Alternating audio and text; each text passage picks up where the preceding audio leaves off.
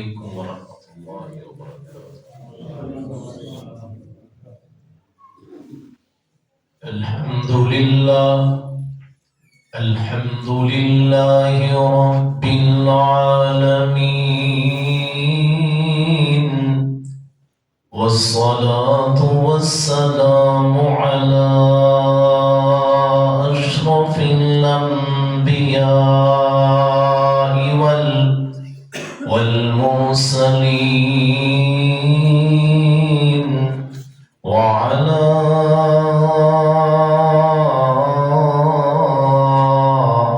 آله وصحبه أجمعين. اللهم صل فصل على سيد البشر والشفيع المشفع في المحشر، الذي ختمت به النبيين وعليت درجته في عليين، ووصفته في كتابك المبين، وقلت وأنت أصدق القائلين.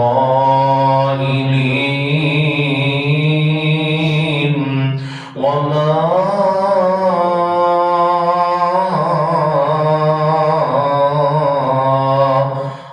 أرسلناك إلا رحمة للعالمين. رب اشرح لي صدري ويسر لي أمري واحلل عقدة من لساني يفقه قولي. رب زدني علما، سبحانك لا علم لنا إلا ما علمتنا، إنك أنت العليم الحكيم. أما بعد، فإن خير الحديث كتاب الله، وخير الهدي هدي محمد صلى الله عليه وسلم، وشر الأمور محدثاتها، وكل محدثة بدعة، وكل بدعة ضلالة، وكل ضلالة في النار. أعوذ بالله السميع العليم من الشيطان الرجيم.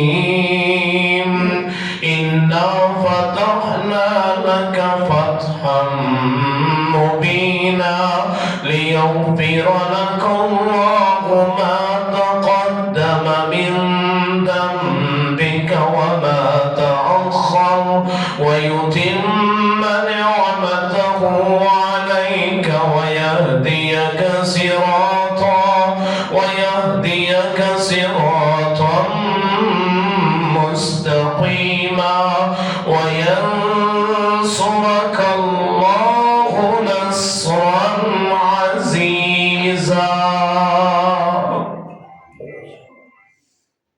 صدق الله مولانا العظيم، وصدق رسوله النبي الكريم. نحن على ذلك من الشاهدين والشاكرين، والحمد لله رب العالمين।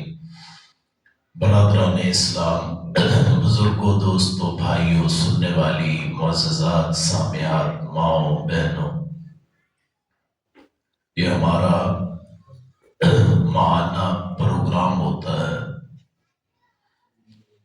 बाज़ आप परेशान होते हैं कि तादाद कम होती है, یہ اللہ کی عطا ہوتی ہے، اللہ جسے بلائے، کسی کے آنے نہ آنے سے فرق نہیں پڑتا۔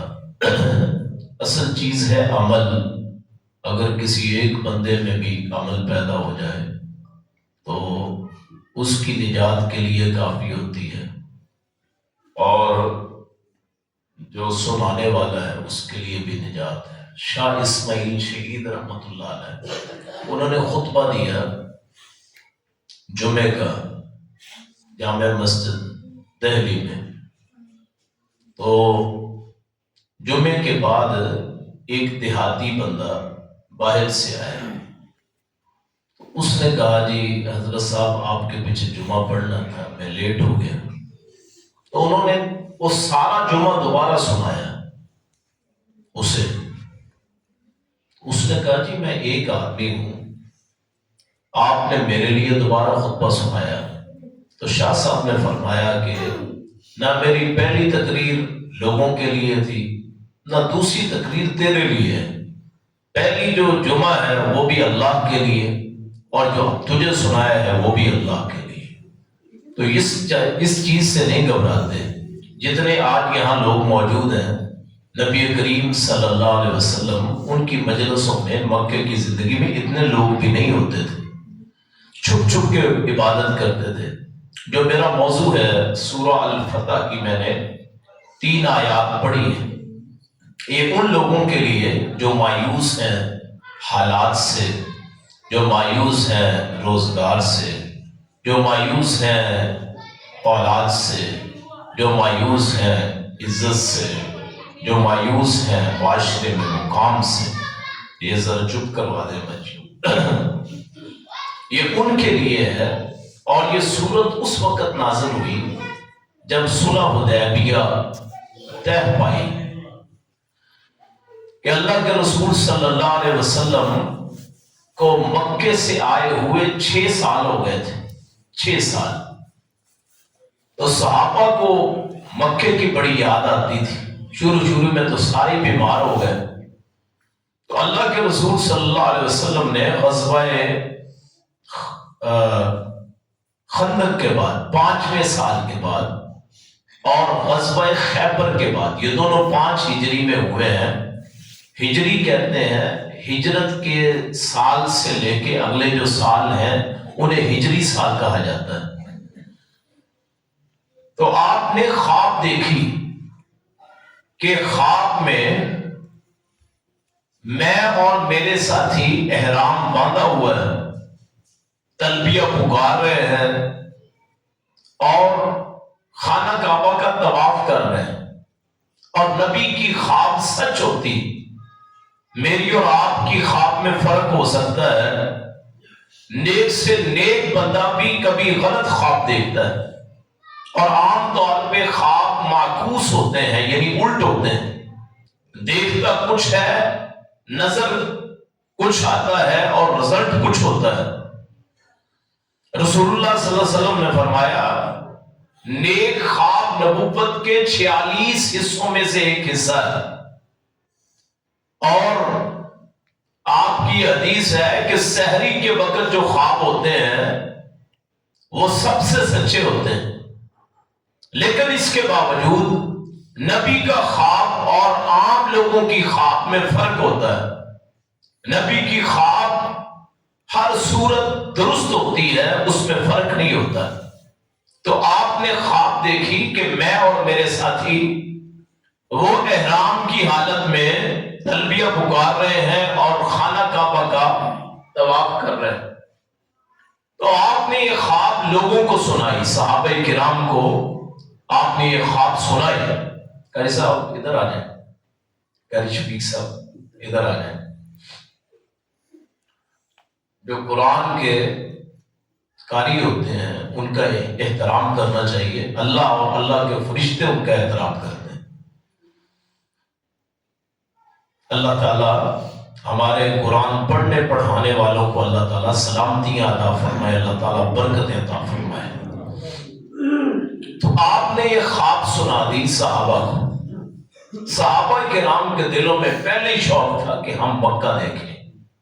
اب مکہ ہے خشک علاقہ، لیکن آپ احباب میں سے جو مکہ گئے ہیں انہیں پوچھیں ذرا کہ جب حرم میں داخلہ ہوتا ہے نا، وہ جہاں لکھا ہوتا ہے کہ یہاں غیر مسلموں کو داخلہ ممنوع ہے، تو وہیں سے دل میں رعب آ جاتا ہے، اور جب ان کی نظر وہ خانہ کعبہ پہ پڑتی ہے تو رعب اتنا ہوتا ہے کہ آدمی کنٹرول نہیں کر پاتا، آنکھوں میں آنسو آ جاتے ہیں، بذات خود ہی پتہ نہیں چلتا، جیسے کہ ماں کی آغوش میں آ گیا ہو، کہ سالوں سے بچھڑی ہوئی اولاد کہ ماں کی گود میں آ گئی ہے، ایسے بندہ سمجھتا ہے، اور یہ اس بندے کو پتہ چلتا ہے جو وہ جہاں کے وہ جا کے نظارے کرتا ہے۔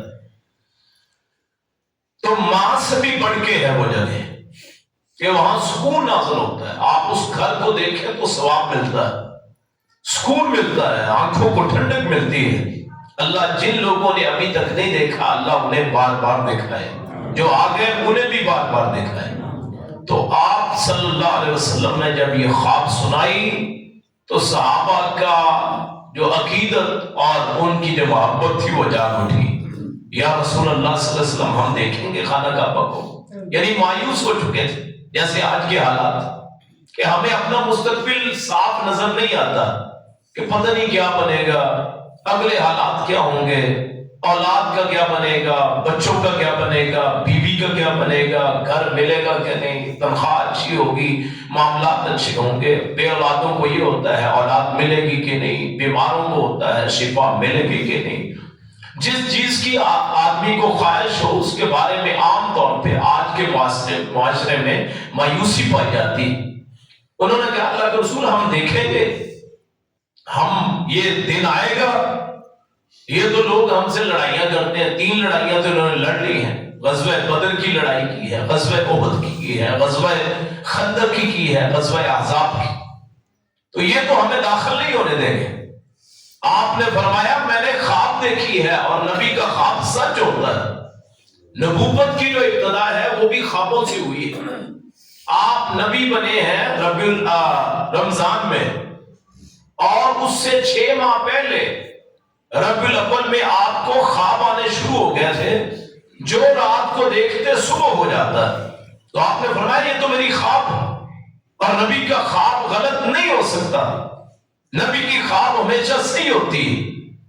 تو صحابہ کرام پھر وہ چل پڑے، انہوں نے پھر احرام چادریں پہنی، انہوں نے جا کے وہاں سے تلبیہ پکارا، کافروں کو پتہ چلتا ہے تو کافر آگے سے روکنے آ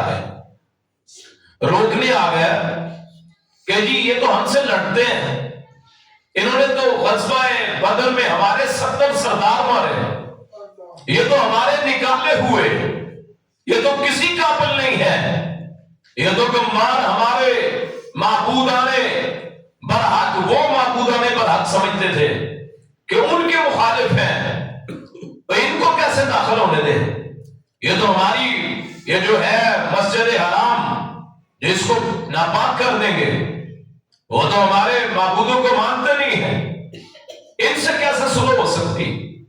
تو صحابہ کرام جو شیلے تھے انہوں نے کہا کرنا ہی کرنا ہے، کافر روک ہی نہیں سکتے، یا آج مار دیں گے یا مر جائیں گے۔ رسول اللہ صلی اللہ علیہ وسلم کی جو اونٹنی تھی قصوہ، اس کا نام قصوہ ہے، تو وہ رک گئی چلے نہ، تو صحابہ اسے اٹھانے لگے، تو آپ نے فرمایا اسے نہ چھیڑو، اس کو اس نے روکا ہے جس نے ہاتھی والوں کو روکا تھا۔ ہاتھی والوں کو کس نے روکا تھا؟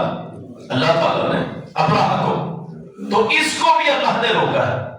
تو پھر آپ ایک سائڈ پہ اتر گئے، ادھر سے پیغام آنے شروع ہو گئے، یہ کیوں آئے ہو؟ آپ نے فرمایا میں نے تو عمرہ کرنا ہے، انہوں نے کہا ہم نے کرنے نہیں دینا، آپ نے فرمایا کہ ہم نے کر کے جانا ہے، انہوں نے کہا پھر چلو بات چیت کرتے ہیں۔ لڑ کے وہ دیکھ چکے تھے، 3 جنگیں ہو چکی تھی، آخری جنگ نے ان کی کمر توڑ دی تھی، غزوہ خندق نے، غزوہ احزاب نے، 10,000 کا لشکر بغیر کوئی فتح سمیٹے وہاں سے بھاگ آیا تھا مدینے سے، تو دیکھ لیا تھا انہوں نے کہ یہ لڑائی سے کچھ نہیں ہوگا، انہوں نے کہا جی چلو ٹھیک ہے، سہیل بن عمر آتا ہے. سہیل بن عمر وہ پھر شرائط لکھتا ہے. شرائط میں کیا لکھتا ہے کہ وہ کہتا ہے کہ جی اس سال نہیں عمرہ کریں گے، اگلے سال عمرہ کر لیں، 3 دن مکے میں رہیں گے، اپنے اسلحہ جو ہے میان میں رکھیں گے، یعنی تلوار وغیرہ، باہر نہیں پھریں گے. مکے سے اگر کوئی ساتھ جانا چاہے تو وہ بھی نہیں جائے گا، اور اگر تمہارا کوئی آ گیا مدینے سے ہم واپس نہیں کریں گے، ہمارا چلا گیا تم واپس کر دو گے. یہ تو بے عزتی ہوتی ہے. ہمارا آئے واپس کرو گے، تمہارا آئے ہم واپس نہیں کریں گے. آپ نے فرمایا کوئی ایسا منصوبہ، کوئی ایسا معاہدہ، میں خانہ کعبہ میں خون ریزی نہیں چاہتا، جو بھی منوانا ہے مجھ سے منگوا لو، مجھ سے منوا لو. نام لکھا ھذا ما قاض علیہ محمد رسول اللہ و قریش، کہ یہ وہ معاہدہ ہے جس میں محمد رسول اللہ صلی اللہ علیہ وسلم انہوں نے اور قریش نے معاہدہ کیا ہے.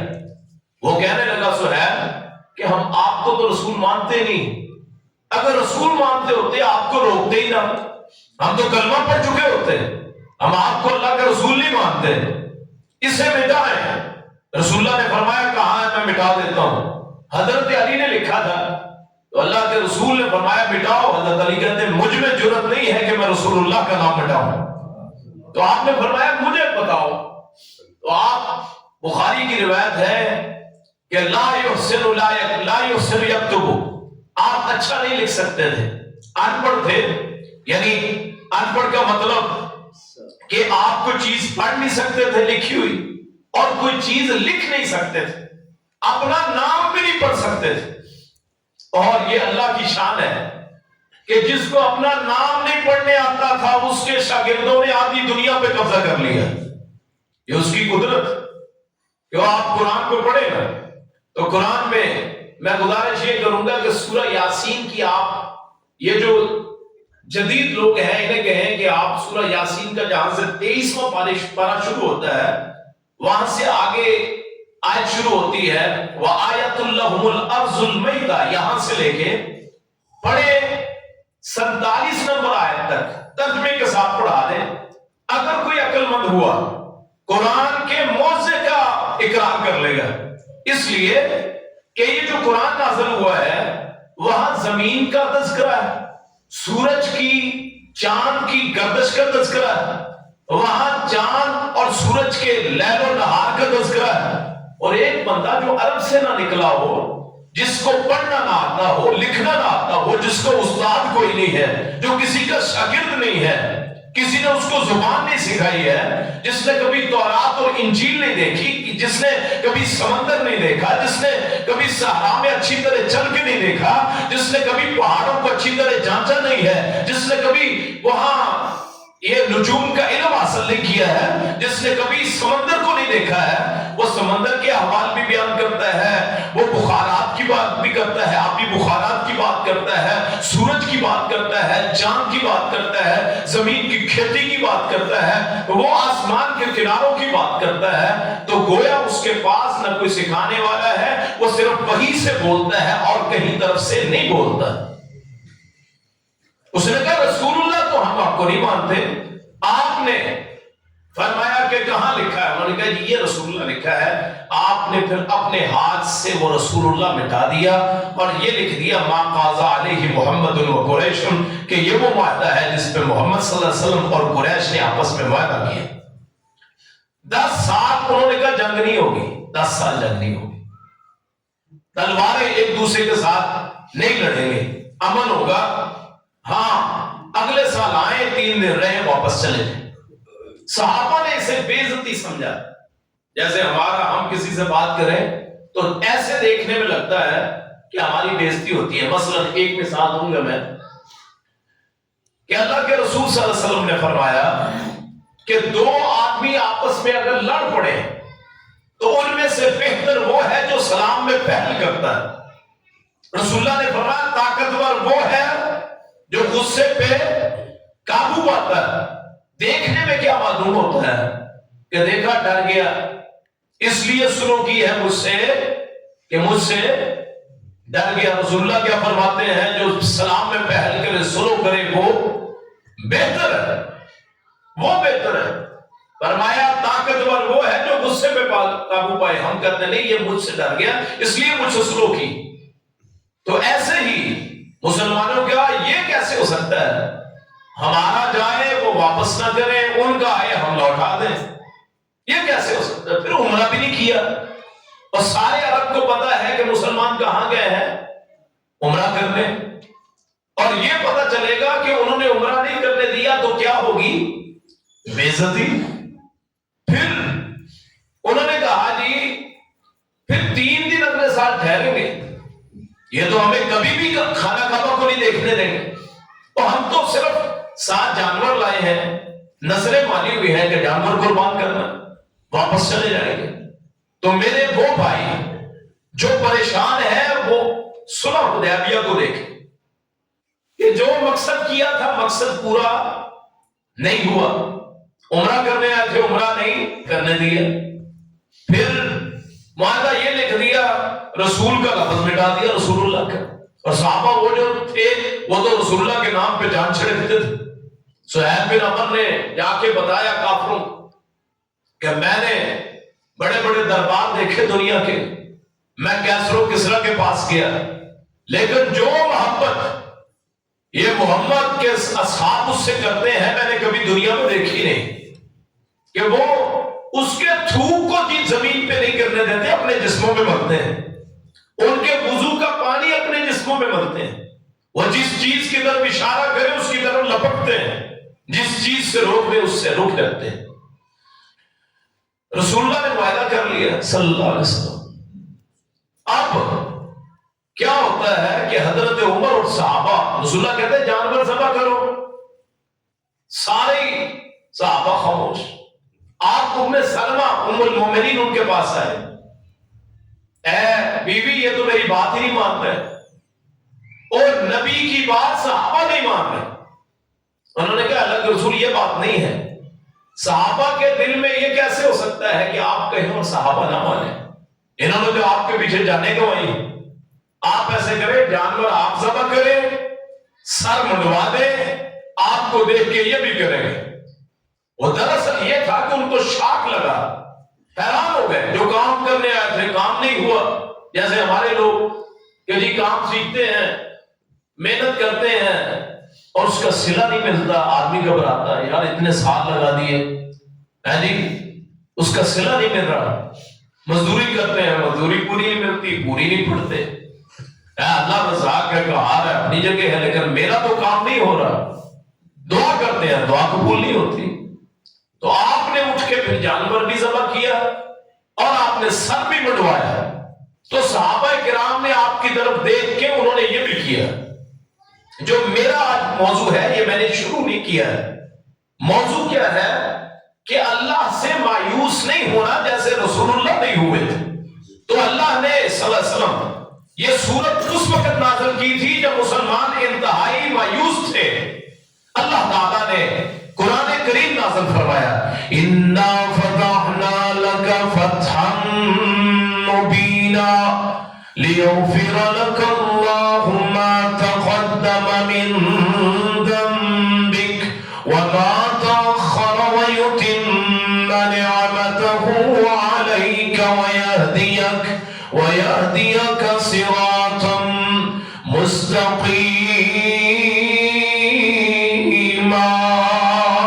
وَيَنصُرَكَ اللَّهُ نَصْرًا عَزِيزًا۔ اللہ تعالیٰ نے گناہ پچھلے بھی معاف کر دیے، جو ہونے والے وہ بھی معاف کر دیے، اللہ تعالیٰ نے اپنی مدد بھی عطا کر دی، اور مومنوں کو کہا لَقَدْ رَضِيَ اللَّهُ عَنِ الْمُؤْمِنِينَ لَقَدْ رَضِيَ اللَّهُ عَنِ الْمُؤْمِنِينَ إِذْ يُبَايِعُونَكَ تَحْتَ الشَّجَرَةِ فَعَلِمَ مَا فِي قُلُوبِهِمْ فَأَنزَلَ السَّكِينَةَ عَلَيْهِمْ وَأَصَابَهُمْ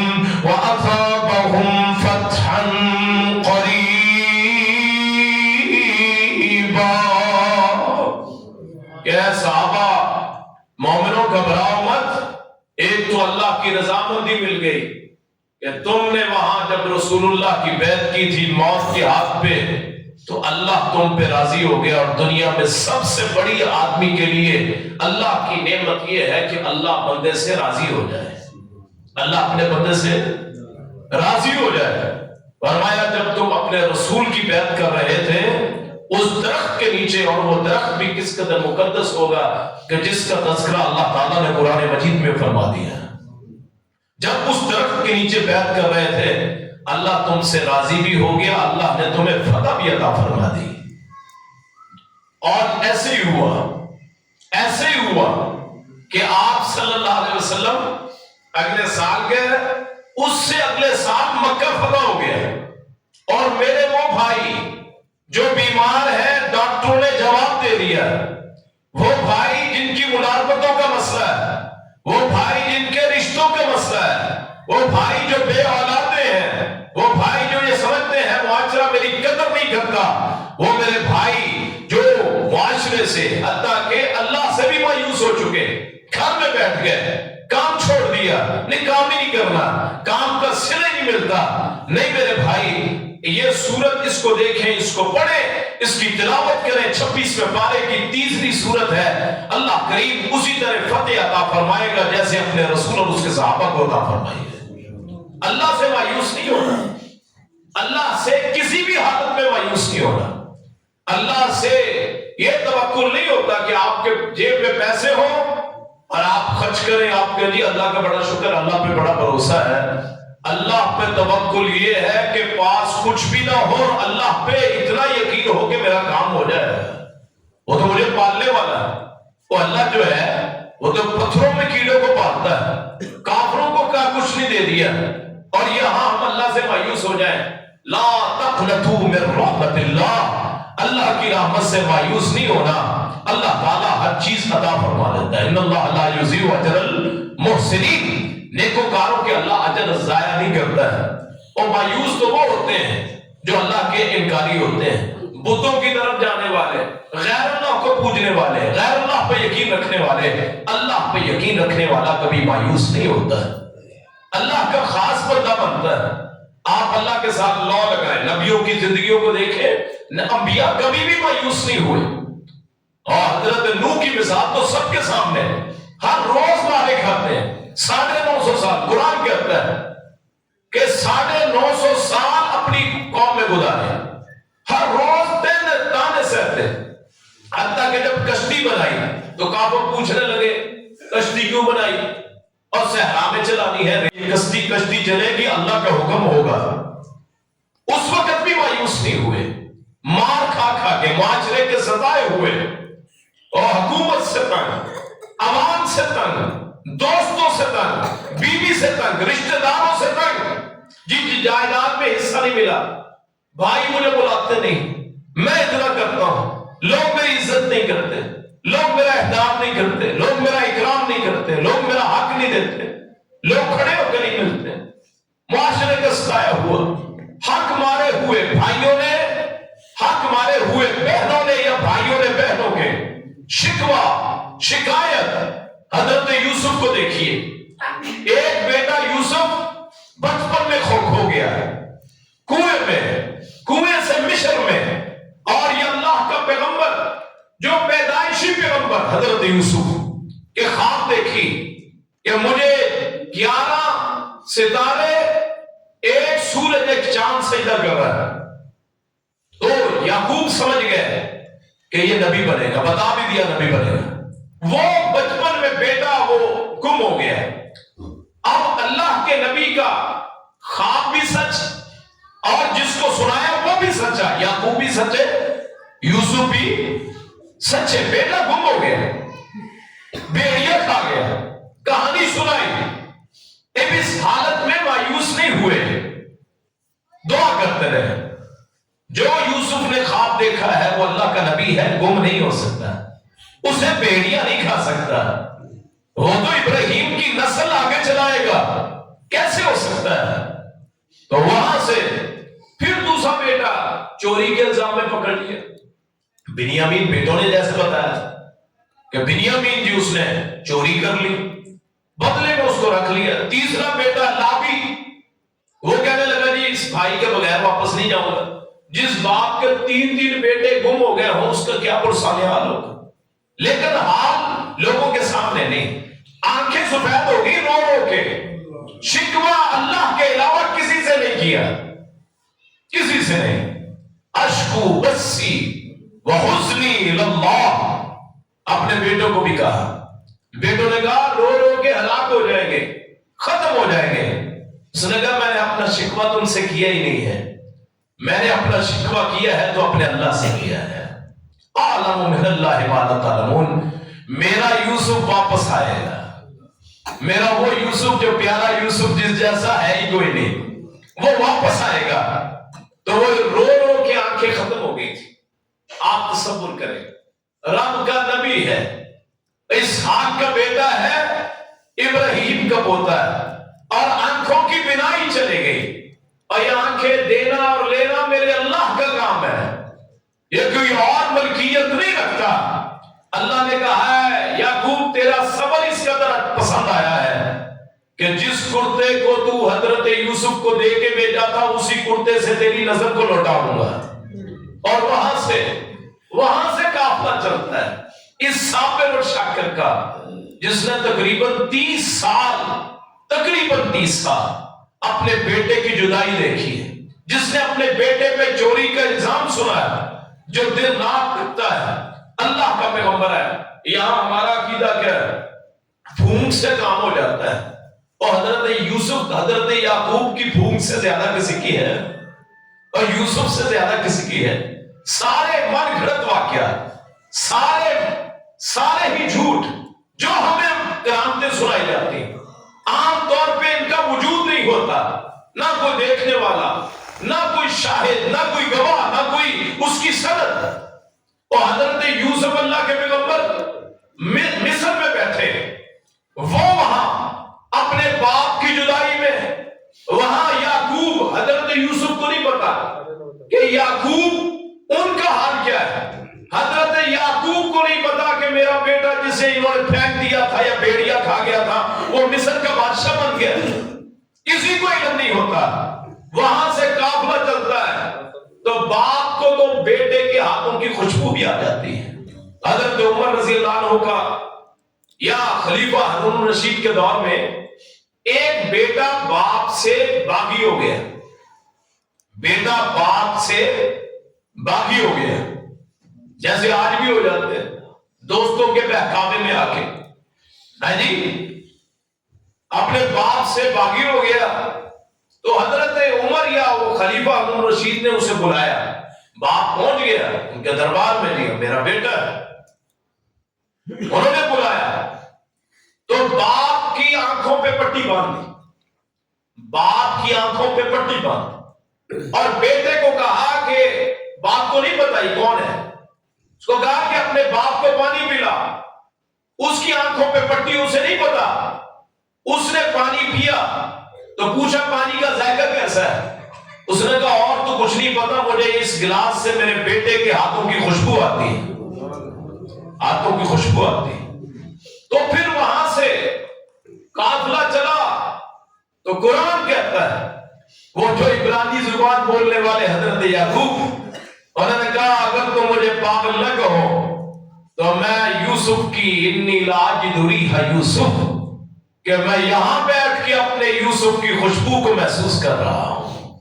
اور پھر وہ قافلہ آیا، قافلے والوں نے کہا کہ یہ ذرا کرتا اپنی آنکھوں پہ تو ڈالیں، تو اپنی آنکھوں پہ ڈالتے ہیں۔ قرآن کہتا ہے سورہ یوسف کہ اللہ نے اس نابینا کو بینا بنا دیا، جو صبر کرتا ہے، جو اللہ پہ اعتماد کرتا، چھوڑا نہیں اعتماد کرنا۔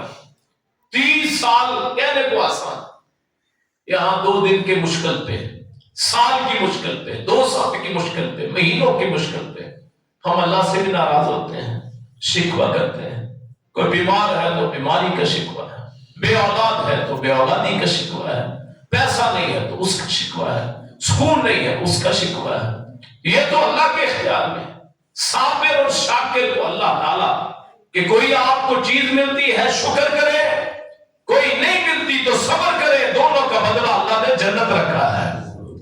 تو وہ صبر کیا، تینوں بیٹے لوٹا دیے، اور پہلے فقر کی زندگی، وہ گمنامی کی زندگی، فقیری کی، غربت کی زندگی، اللہ نے کہا تیرے صبر اتنا اچھا لگا ہے، صرف تیرے بیٹے نہیں لٹاؤں گا، تیرے ایک بیٹے کو میں بادشاہ بنا دوں گا۔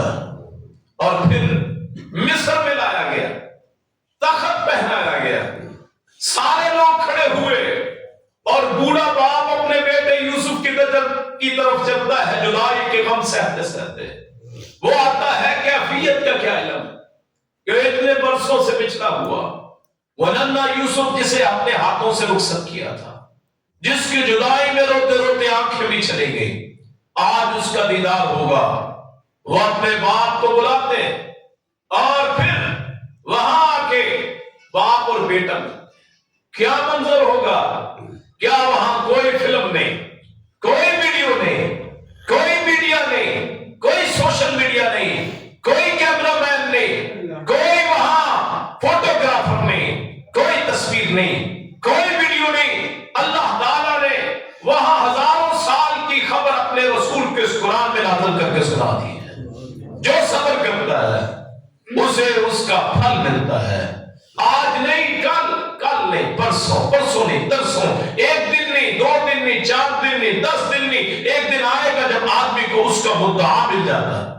مانگتے رہنا ہے، دروازہ کھٹکھٹاتے رہنا ہے، اللہ کو بتاتے رہنا ہے مجھے یہ چاہیے، مجھے یہ چاہیے، میرا مالک ہے، وہ تو مجھ سے ماں سے، وہ ہزاروں مائیں ایک طرف، میرا مولا ایک طرف، وہ مجھ سے اتنی محبت کرتا ہے، اس سے نہیں مانگنا اور کس سے مانگنا؟ اپنا بہترین دوست اس کو غم سناتے ہیں، یار مجھے یہ مسئلہ ہے، مجھے یہ مسئلہ ہے، تو اللہ کو غم سنائے، اللہ سے اپنی پکار کرے، مجھے پیسہ چاہیے، جائیداد چاہیے، اولاد چاہیے، رشتہ چاہیے، عزت چاہیے، مجھے ترقی چاہیے، مجھے فلاں چاہیے، فلاں چاہیے، اللہ سے مانگے، اور برسوں کے بیمار تندرست ہو جاتے ہیں۔ ایوب علیہ السلام کہ سارا جسم ہی خالی ہو گیا، بات کہتے ہیں 14 سال، بات کرتے ہیں 3 سال، بات کرتے ہیں 7 سال، سارے ساتھ چھوڑ گئے۔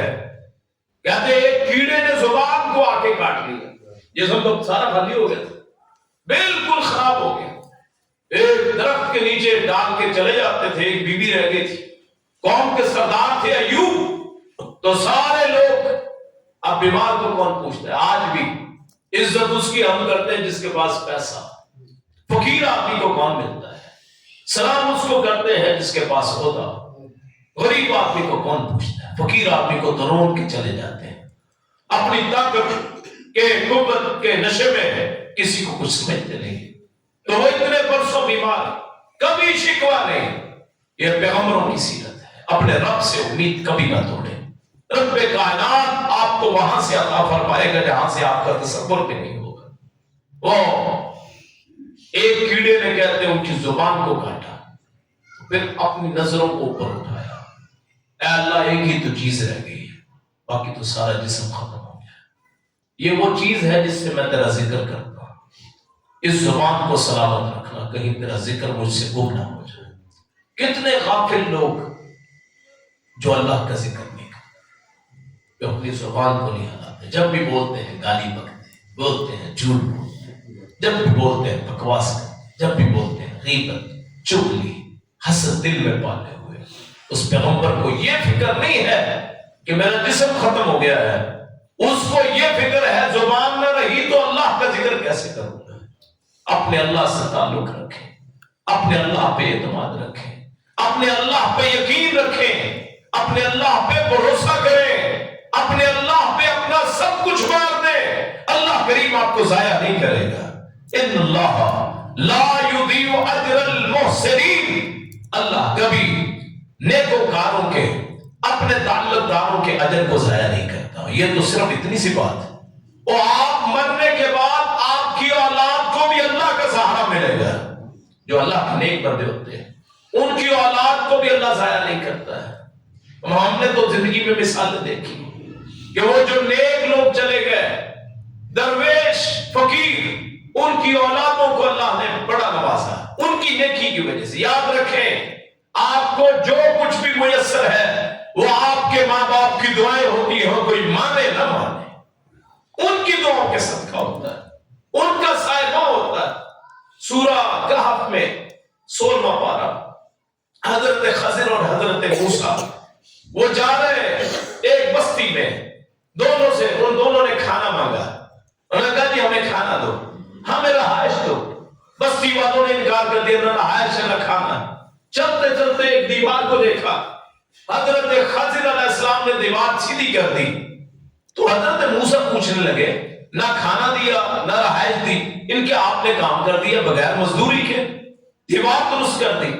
تو آگے وہ کیا کہتے ہیں کہ یہ جو دیوار ہے اس کے نیچے 2 یتیم بچوں کا مال ہے, ان کا خزانہ ہے. اور ان کی علامت کیا بتائی, کان ابوہما صالحا, ان کی اس لیے خزانے کی حفاظت اللہ نے کی ہے کبھی میرے ذریعے کبھی کسی کے ذریعے کہ ان کے ماں باپ نیک تھے, ان کا باپ نیک تھا. اللہ تعالیٰ باپوں کو نیک بنائے اور پھر اولاد کو اللہ پالتا ہے. ذہن میں رکھیں قارون جو ہے, قارون اس کا تو نہ ماں نہ باپ, پیدائش سے باپ بہت ہو گیا اور سمندر کی لہروں پہ تھا, تو ماں کو اللہ نے قبض کر لیا. لوگ پوچھتے تھے یہ کیسے پلے گا, اللہ نے کہا پلے گا نہیں, دنیا کا سب سے امیر یہ بنے گا, اور سب سے امیر بنا ہے رسول اللہ صلی اللہ علیہ وسلم. ان کی زندگی دیکھیے, پیدائش سے پہلے باپ فوت ہو گئے اور ماں 6 برس کی عمر میں چھوڑ کے چلی گئی. اس کی حالت کیا ہے کہ 13 دائیاں تقریباً, یا حلیمہ سعدیہ کے قصے پڑھنے والے ہیں کہ جی حلیمہ سعدیہ نے یہ کیا, وہ بھی 30ویں مرتبہ لے کے گئی ہے, پہلی 2 مرتبہ وہ بھی چھوڑ کے چلے گئی. یتیم کو کون پوچھتا ہے, یہ تو غریب ہے, اس نے کیا دینا ہے. بچہ اٹھاتے تھے, رسول اللہ کو اٹھاتے تھے, اس وقت تو نبی رسول نہیں تھے, اٹھاتی تھی, دائیاں دیکھتی تھی خوبصورت ہے, بڑا پیارا ہے, آنکھیں بڑی اچھی ہیں, زلفیں بڑی ہیں, سب کچھ, لیکن لے کے کیوں نہیں گئی کہ جی غریب ہے, یہاں سے کیا ملے گا. دودھ پلائے گی تو بدلے میں کیا ملے گا, اور یہ نصیب کی بات ہوتی ہے. حلیمہ سعدیہ کا نام ساری کائنات جانتی ہے, ان دائیوں جو چھوڑ کے چلی ان کا نام کوئی بھی نہیں جانتا. یہ تو اللہ کا نام ہے. اللہ کی ذات سے مایوس نہیں ہونا, اللہ کی رحمت سے مایوس نہیں ہونا. اور پھر ایوب پکارے, انہوں نے پکارا رب انی مسنی الضر وانت ارحم الراحمین, رب کائنات مجھے یہ غم پہنچا, مجھے یہ تکلیف پہنچی ہے, میں نے تیرے غیر کو کبھی نہیں پکارا. اور جو اللہ کے غیر کو پکارتے ہیں, کبھی کسی کو تکلیف سناتے, کبھی کسی کو سناتے, کبھی کسی کو سلام کیا, کبھی وہ اللہ کو چھوڑ کے. کون سی کمی ہے اللہ میں جو اللہ کے غیر کے پاس جائے. وہ حی القیوم, ہم وقت جاگنے والا, جس کو لا تأخذہ سنۃ ولا نوم, نہ اونگ آئے نہ نیند آئے, جو ہر زبان سمجھتا, جو ہر چیز کو جانتا ہے, جو یہاں ہے اس کو بھی جانتا ہے, یہاں ہے اس کو بھی جانتا ہے, قدم اٹھتا نہیں اس کو پہلے ہی علم ہوتا ہے, اس کو چھوڑ کے اپنے جیسوں کے پاس. کتنے افسوس کی بات. اور لوگ سمجھتے ہیں انہیں اولیاء کا درجہ دیا ہو اللہ کے غیروں کو, اور یہ اولیاء ولایت کی نشانی ہے. کسی کی دعا قبول ہوگی ہے تو وہ اللہ کا ولی ہے, اور یہ تو پیشین گوئیاں ہیں, ہزاروں لوگوں کی پوری ہوتی ہیں. یہ کون سی بات ہے؟ اور کسی کی عبادت اسے اللہ بنا دیتی. کوئی زیادہ سجدے کرتا ہے تو اسے پوجنا شروع کرتے ہیں, کوئی زیادہ رکوع کرتا ہے تو اس کی پرستش شروع کرتے ہیں. کسی کو سجدہ کرے, ماتھا ٹیکے, اور دفنانے کے بعد, خود دفن کرنے کے بعد اس کے اپنا ماتھا وہاں جا کے ٹیکے, اور ہندو کھڑا کر کے پوچھتے ہیں, ہم لٹا کے پوچھتے ہیں. اللہ کو چھوڑ کے اللہ کے انبیاء کی ذرا تعریف پڑھ کے تو دیکھیں. قرآن کریم آپ کے سامنے, اس سے بڑا تو ثبوت کوئی نہیں. ایوب علیہ السلام کس سے دعا کرتے رہے, اللہ سے دعا پڑھی. بیماری تو نے دی ہے, شفا بھی تو ہی دے گا. رسول اللہ فرماتے ہیں اللہ نے کوئی بیماری اتاری نہیں ہے. لم ينزل اللہ, لم ينزل اللہ, اللہ نے کوئی بیماری نہیں اتاری. الا جعل له شفاء, مگر یہاں چھوٹا سا کام ہوتا ہے، تعویذ دے دو جی، اور جی پھونک مار دو جی، فلاں کر دو، اور اللہ سے تعلق بنائے جیسے اللہ کے انبیاء نے بنایا، اور پھر اللہ نے شفا دی۔ وہ گھر والے واپس آئے، دیکھا وہی برسوں کا یوگ پہلے کا، وہی جسم، وہی خوبصورتی، اور اللہ نے سب کچھ لٹا دیا جو اللہ کے راستے میں گما کے آئے تھے۔ وہی جسم اللہ نے بالکل تندرست بنا دیا۔ اللہ سے مایوس مت ہوئیے، اللہ سے دعا مانگنا نہ چھوڑے۔ وہ بڑا اپنے بندے سے بڑا پیار کرتا ہے، جب اس سے پکارتے ہیں تو خوش ہوتا ہے، اللہ کو پکارتے ہیں اللہ خوش ہوتا ہے۔ ہم جیسے کسی دوست کو پکارے تو دوست خوش ہوتا ہے۔ اور ایک مرتبہ ماں کو کہہ رہے ماں جی، اور اللہ کے سامنے کھڑے ہو، اللہ نے عبادت کیسے رکھی ہے، نماز کو ذرا دیکھیں کہ آپ کھڑے ہوتے ہیں تو شک ہوتا ہے اللہ پتہ نہیں راضی ہوا کہ نہیں۔ اس نے کہا پھر اور کیا کرنا ہے، ذرا جھک جاؤ، کسی کے سامنے کھڑے ہو کے ہاتھ باندھ کے کھڑے ہے جی، وہ خوش ہوتا ہے، کہتا شاید پورا راضی نہ ہو، کہتا رکوع کر کے دیکھو اور جھک کے دیکھو، ہے جی شاید راضی ہو جائے، کہتا ہے اس سے بھی نہیں راضی ہوا، چلو آپ ایسے کرتے ہیں، کھڑے ہو جاتے ہیں سیدھے، اب تو سٹینڈ اپ ہے، اب تو جسم کھڑا ہے، اب تو مان جا، کہتا شاید پھر بھی شک ہو، کہتا نہیں ابھی ایک اور حالت رہتی ہے، پھر وہاں سجدے میں جاتا ہے، اپنے ماتھے کو رکھتا ہے۔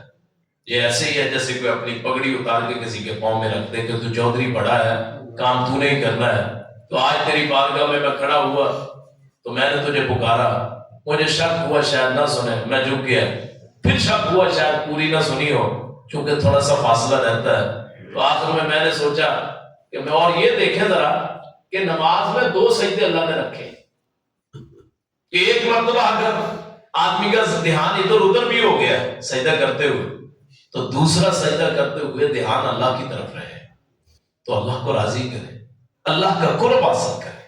رسول اللہ نے فرمایا کہ کوئی بندہ اللہ کے عبادت اتنی کرتا رہتا ہے کہ اللہ اس کا ہاتھ بن جاتا ہے، اللہ اس کا آنگ آنگ میں اللہ کا حکم چلتا ہے، وہ چلتا اللہ کے حکم سے، پکڑتا اللہ کے حکم سے، دیکھتا اللہ کے حکم سے۔ بندہ اللہ سے تعلق بنائے، لوگوں سے تعلق بنانے سے بہتر ہے۔ اور کسی نے کام کر دیا آدمی خوش ہو جاتا، نہیں کیا تو ناراض ہوتا ہے، وہاں تو شرمندگی کوئی نہیں۔ وہاں کسی کو ملانے کے لیے آپ کا بیلنس ہونا چاہیے، پیکج ہونا چاہیے، وہاں تو پیکج ہی کوئی نہیں، وہاں آپ اس کے سامنے جائیں، آپ صحرا میں ہیں ہاتھ اٹھا دیں۔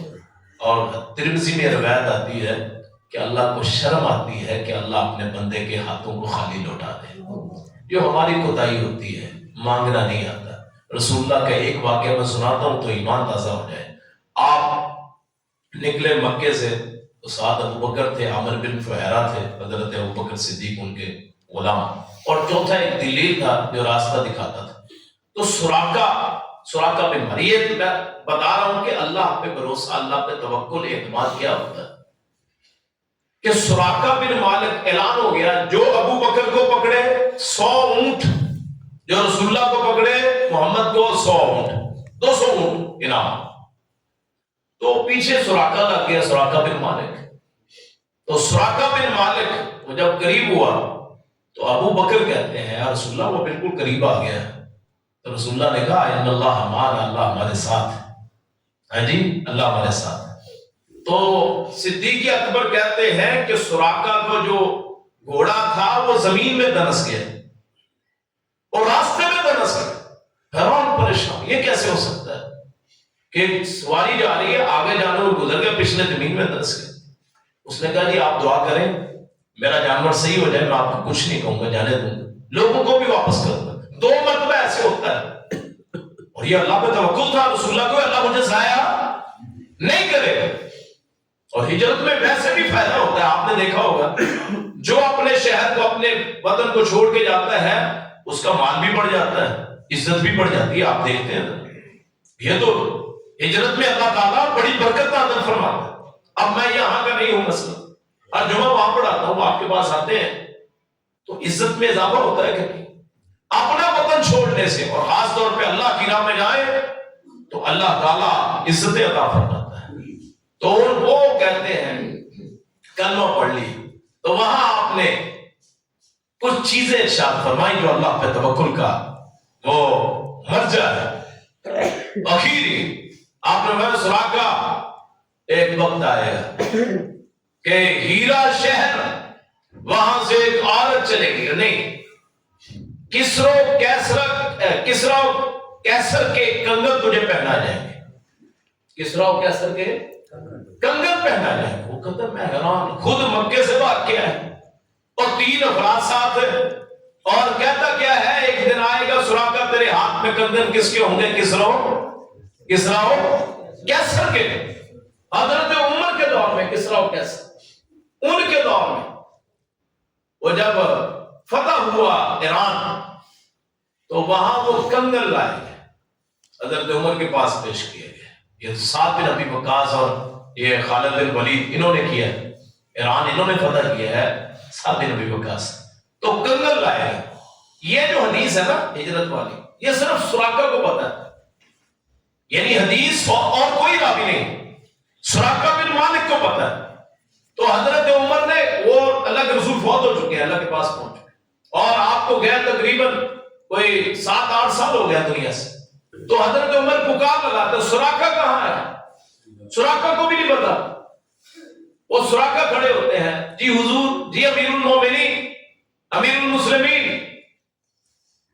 فرمایا ادھر آؤ، اپنے بازو آگے کرو، اور وہ کنگن اٹھا کے اسے پہنا دیتے۔ سراقہ کہتے ہیں میرے ہوش ہی اڑ گئے، مجھے وہ حدیث یاد آ گئی ہے، سراقہ ایک وقت آئے گا کسرا کے کنگن تجھے پہنائے جائیں گے۔ یہ اللہ پہ توکل ہے، بھروسہ ہے، اللہ پہ بھروسے کی انتہا ہے کہ میرا اللہ مجھے ضائع نہیں کرے۔ اگر مجھے خاتم النبیین بنایا ہے، ایک دن آئے گا کسرا بھی فتح ہوگا، کیسر بھی فتح ہوگا۔ یہ اللہ پہ توکل ہوتا ہے، بھروسہ ہوتا ہے۔ یہ لوگ بات سے بات ہی کر دیتے ہیں، اور بے اولاد حضرت زکریا بڑی عمر میں دروازہ بند کر کے جاتے، مریم اندر ہوتی، پھر خیال آتا کچھ عرصے بعد کہ مریم تو مر گئی ہوگی، کوئی رزق پہنچانے والا نہیں ہے، کھانا پہنچانے والا نہیں ہے۔ دروازہ کھولتے، کلما داخل علیہ المحراب وجد عندها رزقا، جب بھی دروازہ کھولتے سامنے رزق پاتے۔ یہاں تو کوئی دے ہی نہیں سکتا، چابی میرے پاس ہے، دروازہ میں کھولتا ہوں۔ پوچھا انا لک ھذا، اے مریم یہ کہاں سے آیا ہے؟ اس نے کہا ہوا من عند اللہ، کہ تم سمجھتے ہو زکریا تو ہی پالتا ہے، تو میری کفالت کرتا ہے، لیکن پالنے والا تو میرا اللہ ہے۔ اس موسم میں یہ جو پھل آئے ہیں نا، یہ کسی انسان نے نہیں، یہ میرے اللہ نے عطا فرمائے۔ بوڑھے زکریا وہ کہتے ہیں دل میں ہوا یار اولاد ہی کوئی نہیں، اولاد نہ ہو تو آدمی بڑا پریشان، تو میرا وارث کوئی نہیں۔ اولاد کا فائدہ یہ ہوتا ہے کہ آدمی مر جاتا ہے تو نشانی باقی، کہتے ہیں میری نشانی، یعنی نشانی باقی۔ وہ اس میں ذہن میں آتا ہے اللہ کا نبی ہوں، اولاد کوئی نہیں، اور یہ اولاد اللہ کے اختیار میں، یہ اولاد کسی کے اختیار میں نہیں۔ تو وہاں ہنالک دعا زکریا ربہ، وہیں کھڑے ہو کے پھر پکارا ربی لا تذرنی فردا وانت خیر الوارثین، اے رب کریم مجھے اولاد سے محروم نہ کرنا، مجھے اولاد عطا کرنا۔ اللہ جن کی اولاد نہیں ہے اللہ بیٹے عطا فرما دے، اللہ اولاد عطا فرما دے، اللہ وارثین عطا فرما دے۔ اور دعا مانگ رہے ہیں، اور جب اللہ پہ اتنا توکل ہو، فنادته الملائکۃ وهو قائم يصلي في المحراب، اور جب اللہ کو پکارتے ہیں تو اللہ کے فرشتے آ کے کہتے ہیں، وہ فرشتے ہاں جی، ہم تو جنوں سے ڈرتے ہیں نا، جنوں کی بڑی قوت ہے، آپ اللہ کے ہو جائیں تو اللہ کے فرشتے آپ سے گفتگو کریں۔ صحابہ کرام کہتے ہیں کہ ایک صحابی ہے، وہ کہتے ہیں کہ ابو بکر کو کہتے ہیں میں تو منافق، رو رہے تھے، ابو بکر نے پوچھا کیا ہے رضی اللہ عنہ، نے کہا میں تو منافق ہو گیا۔ اس نے کہا منافق کیسے ہو گئے؟ اس نے کہا جب اللہ کے رسول کے پاس ہوتے ہیں دل میں ہوتا ہے ایمان، ہوتا ہے یقین، ہوتا ہے اسلام، ہوتا ہے بڑا ہی تقویٰ ہوتا ہے، جب رسول اللہ سے پلٹ کے جاتے ہیں، گھر والوں میں مصروف ہوتے ہیں تو دل کی کیفیت بدل جاتی۔ ہم تو منافق ہیں، اللہ کے رسول کے پاس کیا ہوتے ہیں، آپ سے ہٹ کے جاتے ہیں، کیا ہوتا ہے؟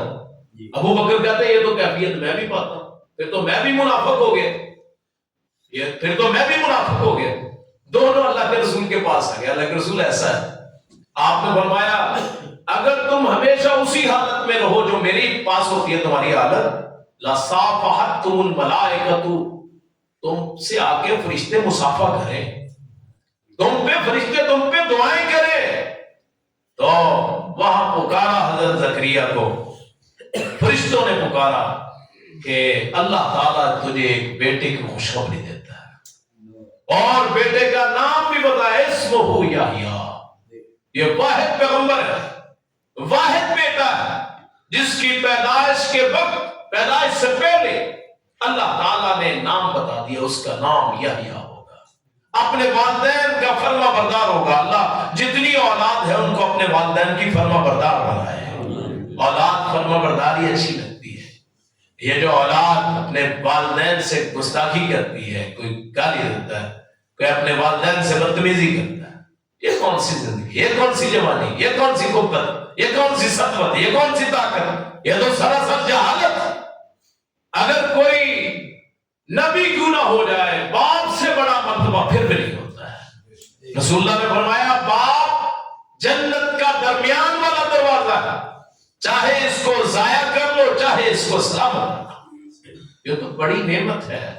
یہ ان سے پوچھئے جن کے نہیں ہیں. اللہ جن کے والدین ہیں اللہ ان کی سلامتی عطا فرما، جن کے چلے گئے اللہ ان کی مغفرت فرما. یہ تو ایسے سائے ہیں. اور میں دعا کرتا ہوں اللہ میری عمر میرے والد کو لگا دے، میرے والدین کو لگا دے. یہی ہوتے ہیں، یہی سرمایہ ہوتا ہے. اللہ نے وہاں سے خوشخبری دی، اے زکریا تو نے پکارا تو ہم نے تجھے بیٹا بھی عطا فرما دیا. یہ اللہ کے انعامات ہیں، اللہ کے احسان ہے. اللہ تعالیٰ، ٹائم تو کافی ہو گیا کیوں جی؟ ایک بات رہتی ہے اگر کہیں تو میں بیان کر دیتا ہوں. ہاں جی 10 منٹ ہے، زیادہ اوپر چلے جائے. وہ مسئلہ تو نہیں ہے؟ ہاں جی کلوز کر دیں. ہاں جی اس کو سمیٹ دیتے ہیں. حضرت یونس علیہ السلام کی قوم جو ہے یہ واحد قوم ہے جو عذاب سے بچی ہے. جب اللہ نے فیصلہ کر دیا تو یہ عذاب سے واحد قوم ہے. باقی جن پہ قوم عاد، قوم سمود، قوم لوط جتنے بھی آئے سارے تباہ ہو. واحد یہ ہے، قرآن کہتا ہے کہ ان کو ان کے ایمان نے فائدہ نہیں دیا ہے علاوہ قوم یونس کے. انہوں نے دعوت دی، قوم نہیں مانی، ناراض ہو کے چلے گئے اور نشانیاں بتا دی کہ 3 دن عذاب سے پہلے ایسے ایسے ہو. وہ پہلا دن ہوتا ہے نشانیاں دیکھتے ہیں، وہی جو انہوں نے بتائی، گھبرا جاتا ہے. ان کے یہ تو سچی باتیں کرتا ہے. انہوں نے کیسے ڈھونڈو، وہ یونس ملتے نہیں، اور ڈھونڈنے سے تو اللہ بھی مل جاتا ہے. ہاں جی یونس نہیں ملتے اور یونس چڑھ جاتے ہیں کشتی پہ بغیر اجازت اللہ کی اجازت. وہ قوم والے سوچتے اب کیا کریں. انہوں نے کہا ایک میدان میں کھڑے ہوتے ہیں، اللہ سے دعا کرتے ہیں اے اللہ تیری رحمت کا واسطہ ہمارا عذاب ڈال دے. اللہ عذاب ڈال دیتا ہے. جب کوئی ایمان لے آتا ہے اللہ عذاب نہیں دیتا ہے. تو حضرت یونس وہاں کشتی پہ، کشتی ہچکولے کھاتی کشتی. تو وہ کہتے ہیں لگتا ہے، کشتی والے کہتے ہیں لگتا ہے کوئی غلام اپنے مالک کی اجازت کے بغیر آیا. تو حضرت یونس کہتے ہیں وہ مالک، وہ غلام میں. انہوں نے کہا آپ تو بڑے معزز آدمی ہیں، آپ غلام کیسے ہو سکتے ہیں، تو آزاد ہیں. انہوں نے کہا تمہیں نہیں پتا جس کا میں نوکر ہوں نا اس کی اجازت کے بغیر آیا ہوں. انہوں نے کہا نہیں جی پھر بھی نہیں. انہوں نے کہا میں تو چھلانگ لگانے لگا. یہ اللہ پہ توکل ہے نا کہ میرا اللہ بغیر اجازت کے میں آیا ہوں تو یہ کشتی میری وجہ سے باقی ڈوب جائیں گے. میں اللہ کے سپرد اپنے آپ کو کرتا ہوں، میرا اللہ مجھے ضائع نہیں کرے گی. ابھی توکل کی مثال ہے، اللہ پہ اعتماد کی مثال ہے. تو انہوں نے کہا نہیں. انہوں نے کہا پھر قرآن نازل کر لو. 3 مرتبہ قرآن نکالا گیا، 3 مرتبہ حضرت یونس کا نام نکلا. اب انہوں نے کہا آپ پیچھے ہو جاؤ. پھر وہ چھلانگ لگائی تو اللہ نے کہا اتنا اعتماد، مجھے تو اسماعیل کی چھری کی طرح ہے کہ اس نے کہا تھا کہ جی میں نے خواب دیکھا. صرف باپ نے خواب دیکھی کہ بیٹے کو ذبح کر رہا ہے. اور میں نے جیسے پہلے بتایا کہ نبی کا خواب سچی ہوتی، نبی کی خواب. اس نے کہا یا ابت افعل ما تؤمر ستجدنی انشاءاللہ من الصابرین. آپ چھری چلا دیں، میں صبر کروں گا. اور چھری چلتی ہے، اللہ کہتا ہے چھری نہیں چلنا، یہ مجھ پہ اعتماد کر کے اس نے گردن نیچے رکھی ہے، وہ یہ تو نبی بنے گا۔ اور اس باپ کا توکل دیکھیے کہ بیٹے کو ذبح کرنے لگا ہے کہ اللہ اسے بچائے گا، اور اللہ بچاتا ہے۔ تو وہاں اللہ نے پھر مچھلی کو حکم دیا، اس وقت تو میڈیا نہیں تھا، اللہ نے اس کی منظر کشی قرآن قدیم میں کر دی ہے۔ جائیے جو قرآن کے منکر ہے، غیر مسلم، ان سے ذرا پوچھئے رسول اللہ کا نہ کوئی استاد ہے، یہ خبریں ان کو کس نے دی ہیں؟ ذوالقرنین کی خبر، اسحاق کی خبریں، یعقوب کی خبریں، یوسف کی خبریں، کہ ہے تو کنانی تھے، وہاں سے مصر میں کیسے ہے، پھر مصر سے واپس کیسے حضرت موسیٰ لے گیا، یہ سارے جو واقعات ہیں رسول اللہ نے کہاں سے لیے؟ نہ تورات پڑھی، نہ انجیل پڑھی، نہ پڑھ لکھ سکتے تھے۔